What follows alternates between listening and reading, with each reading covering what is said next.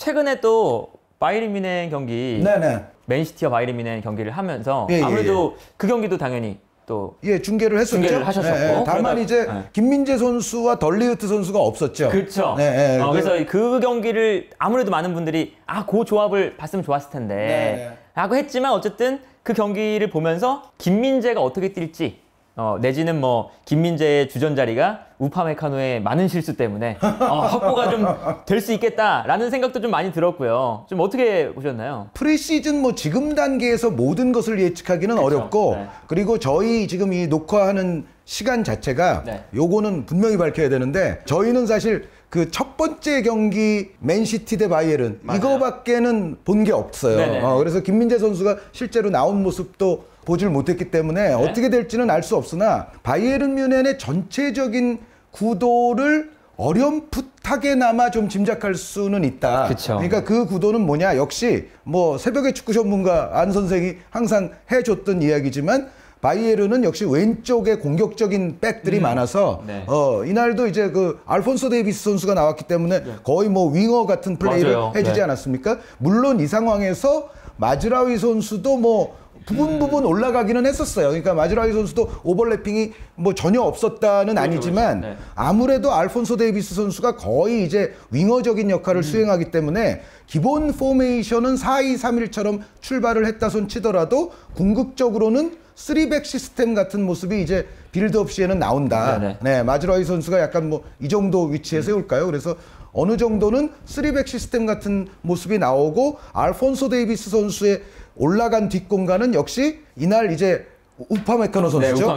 우파메카노와 이제 파바르가 나왔던 날이기 때문에 우파메카노 선수가 이제 커버를 하는 자리가 되겠는데 그런데 이날 이제 실점 장면에서도 우파메카노 선수가 결국은 리코 루이스 선수에게 뚫리면서 사실은 위기가 초래가 됐었고 전체적인 우파메카노 선수의 뭐 프리시즌 아주 초반이기는 합니다만 이날의 어떤 플레이는 김민재 선수를 역시 더 먼저 중용하지 않겠느냐라는 생각을 할 수밖에 없게끔 하는 그 정도의 플레이였는데 근데 저는 항상 제 지론이고 또 제가 항상 말씀드리는 게 프리시즌을 믿지 마세요. 맞습니다. 저는 항상 그 말을 하기 때문에 이제 시즌이 실제로 시작되고 전개되다 보면 어떤 일이 벌어질지는 알 수 없으나 어쨌든 이제 투엘 감독이 노리는 것은 4-2-3-1로 출발을 하더라도 왼쪽에는 아주 공격적인 윙어적인 이제 윙백이 들어감으로 인해서 볼을 소유했을 때는 3백 같은 시스템이 나온다. 그리고 이제 어떤 게 있었냐면 일단 뭐 맨시티도 그렇고 바이에른 뮌헨도 그렇고 일단 기본적으로 매우 높잖아요. 그렇죠. 매우 높게 이제 형성이 됐을 때 결과적으로 이 바이에른 뮌헨이 계속해서 이 뒷공간에 대한 그런 맨시티의 이렇게 침투라던가 뭐 패스라던가 이런 것들을 막아야 되는 역할이 확실히 이 우파메카노가 이제 수행을 잘 하더라고요. 그렇죠. 근데 결국에 이 넓은 공간을 커버하다가 10번 잘해도 한 번 실수하면은 실점이니까 그런 점에서 우파메카노가 사실은 뭐 이게 우파메카노가 그 프리시즌 맨시티와의 경기만 그랬던 것도 아니고 뭐 일단 한 시즌을 놓고 봤을 때 그런 치명적인 실수가 몇 차례 정도 좀 나오다 보니까 이래서 바이에른 뮌헨이 김민재를 좀 원하고 있었구나 라는 생각은 저는 들었고 그리고 이제 그 경기 보면서 기본적으로 이 왼쪽 센터백이었잖아요 우파메카노가 그런데 김민재 선수가 이 왼쪽 센터백 자리에 우파메카노보단 더 익숙하구나라는 것도 좀 볼 수 있었던 것 같아요. 아무래도 나폴리에서 이제 마리오 후이 선수를 뒷받침하는 그런 역할을 해왔고 또 김민재 선수의 가장 큰 장점은 뭐 새벽의 축구 전문가에서도 항상 하시는 말씀으로 제가 알고 있지만 넓은 커버 범위라는 점이 김민재 선수의 최대의 강점 아닙니까? 결국은 이제 바이에른은 나폴리보다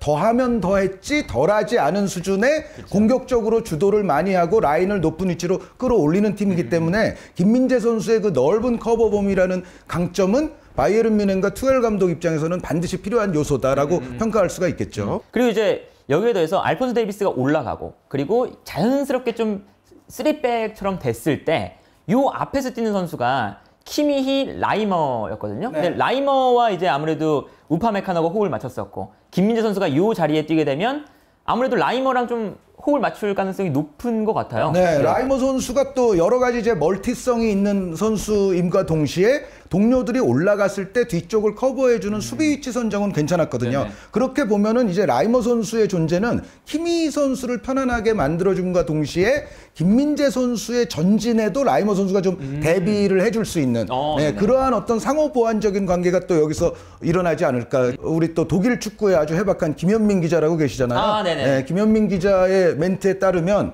독일 언론들은 지금 김민재 선수를 약간 루시우 선수처럼 생각하는 측면도 있다. 비슷하네요. 네, 근데 루시우 선수는 그런데 워낙에 독특한 드리블러이기는 했어요. 그러니까 정말 21세기 그 센터백사에서 거의 뭐 탑급에 해당할 정도로 드리블 치고 올라가는 것을 아주 좋아하는 그야말로 브라질리안 베켄바워 같은 그런 유형이었잖아요. 그런데 김민재 선수도 어떻게 보면 약간 코리안 루시우처럼 보는 면이 없지 않아 있다. 물론 이제 김민재 선수가 그렇게까지 루시우 선수 수준으로 무리할 필요는 없겠습니다만 어찌됐건 김민재 선수의 전진 능력을 현지에서도 높게 보고 있다는 얘기거든요. 거기에 제가 봤을 때는 라이머 선수가 같이 존재하는 게 김민재 선수에게도 상당히 좀 힘이 되지 않겠나라는 생각입니다. 그 나폴리에서는 사실 로보트카가 조금 더 올라가고, 그리고 로보트카가 원래 뭐 전문 수비형 미드필더 자원은 좀 아니잖아요. 네, 그러기보다는 이제 플레이메이커형이라고 봐야죠. 그래서 완전히 이제 수비적인 선수는 아니기 때문에 김민재 선수가 이제 올라갔을 때 이 뒷공간을 커버해 주는 게 좀 로보트카는 불안했다면 라이머가 있을 때는 라이머가 올라갈 때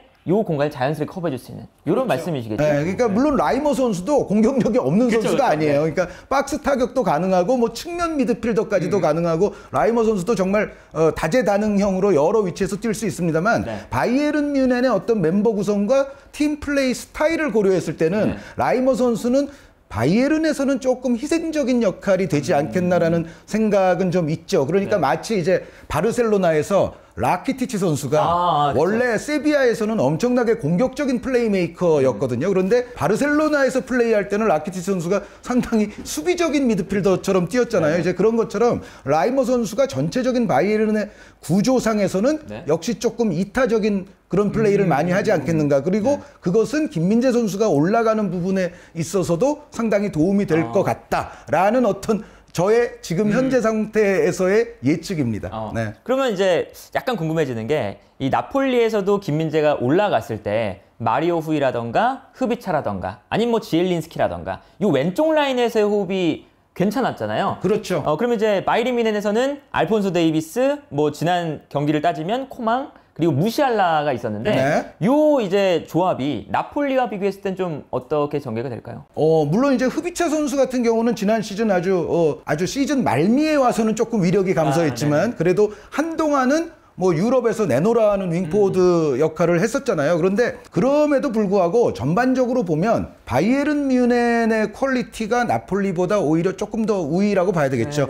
게다가 여기 이제 지금 말씀해 주신 그 무시알라 선수가 포함이 돼 있잖아요. 저는 무시알라 선수는 올 시즌 이제 다가오는 시즌에서는 정말 더 올라갈 수 있다. 그러니까 물론 지난 시즌 기준만으로도 바이에른 뮌헨 올해의 선수가 될 정도로 잘했지만 그거보다도 조금 더 올라갈 수 있는 것이 저는 무시알라 선수의 능력이라고 봤을 때 바이에른이 아마 이제 이런 전술 구조를 가져갈 가능성이 높죠. 그러니까 김민재 선수까지 올라가고 알폰소 데이비스가 있고 뭐 무시알라, 코망 이런 선수들이 이쪽에 포진하는 구조라면 전체적으로 자신들의 왼쪽으로 상대 수비를 전체적으로 쏠리게 만들 수 있다.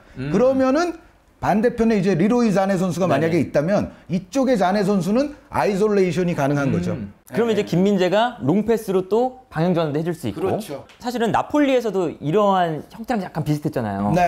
왼쪽에서 흐비차, 지엘린스키, 뭐 김민재를 중심으로 한 공격 전개. 그리고 반대편에 빠른 발을 가지고 있는 로사노를 통한 이제 뭐 아이솔레이션이었다면 약간 구조상도 나폴리 때랑 좀 매우 흡사하다. 이렇게 좀 느껴지기도 하네요. 그러니까 뭐 현대 뭐 축구의 트렌드 전술 중에 하나가 한쪽에 과밀화 상황을 만들어 놓은 이후에 반대편에 열린 공간을 활용한다는 거 아닙니까? 그것을 아마 바이에른 뮌헨은 더 잘할 수도 있을 것 같고 나폴리보다도 그리고 물론 이제 사네 선수가 또 어느 정도 폼을 또 시즌 내내 가져가 주느냐는 조금 지켜봐야 되긴 하겠습니다만 전체적으로 바이에른 뮌헨은 그런 플레이가 나폴리보다 좀 더 위력적으로 들어갈 수도 있다라는 생각을 하게 됩니다.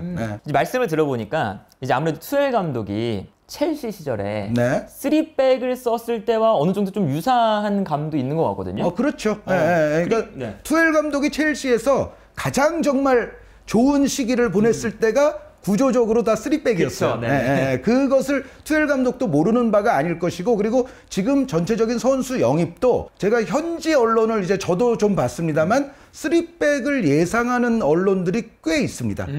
그래서 김민재 선수도 역시 이 3백을 전제한 영입 중에 하나가 아니겠는가라는 예측이 좀 있어요. 물론 이제 말씀드렸던 대로 이 친선 경기처럼 기본 4백으로 나올 수도 있기는 합니다만, 역시 또 3백이 됐을 때는 우파메카노라는 비싼 수비수를 놀리지 않을 수가 있거든요. 그렇죠. 물론 이제 우파메카노 선수, 뭐 덜리우트 선수, 김민재 선수 모두가 이제 로테이션이 될 수도 있겠습니다만 3백이 되면 또 자연스럽게 세 선수가 같이 맞아요. 기용되는 모습도 충분히 나올 수가 있고, 우파메카노 선수도 김민재 선수, 그리고 지금은 떠났지만 루카스 에르난데스 선수와 더불어서 아주 비싼 수비수 아닙니까? 그러니까 우파메카노를 보유하고 있는데 마냥 또 완전히 후보로 만든다. 그것도 사실 저는 좀 할 수 있다고 봐요. 맞아요. 그런 걸 고려한다면 우파메카노 선수까지도 좀 더 출전 시간을 늘릴 수 있는 3백이 바이에른 뮌헨이 구상하고 있는 멤버 구성에서는 오히려 조금 더 잘 맞는 옷이 아닌가라는 생각이 있습니다.